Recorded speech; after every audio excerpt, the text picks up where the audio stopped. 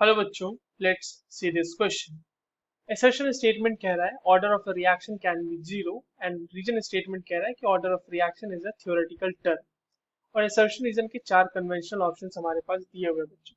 चलिए इस क्वेश्चन को सॉल्व करते हैं। सबसे पहले तो ये देखते हैं कि इस क्वेश्चन को सॉल्व करने के लिए हमारे पास कौन से की कॉन्सेप्ट की जानकारी होनी चाहिए। देखिए, ये जो सवाल है हमारे पास बच्चों, ये बेसिकली ऑर्डर ऑफ रिएक्शन का सवाल है।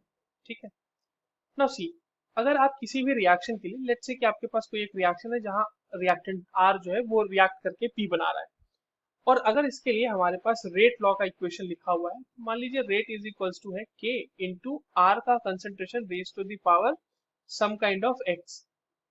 तो एक्स जो होगा बच्चों वो होगा ऑर्डर ऑफ रिएक्शन यहाँ पे। ठीक है, order of reaction. Now this order of a reaction is a very experimental quantity. ये एक बहुत ही एक्सपेरिमेंटल क्वांटिटी है। एक्सपेरिमेंटल क्वांटिटी है ये, जो एक्सपेरिमेंट से डिटरमाइन की जाती है। तो जो रीजन स्टेटमेंट है बच्चों हमारा, वो कह रहा है कि order of reaction is a theoretical term. बिल्कुल गलत, ये एक एक्सपेरिमेंटल टर्म है। उसके बाद order of the reaction can be zero. ठीक है, order can be order can be zero. ठीक है, जीरो ऑर्डर रिएक्शंस होते हैं। ये इंटीजर हो सकता है and it can even be fractions, can be fractions also. ठीक है, तो जो आपका पहला स्टेटमेंट है कि order of reaction can be zero, ये तो सही हो गया ना। तो असर्शन स्टेटमेंट हमारा सही है बट रीजन स्टेटमेंट हमारा गलत है।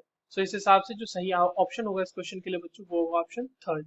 Assertion is true but reason is false. I hope you understood this well. All the very best.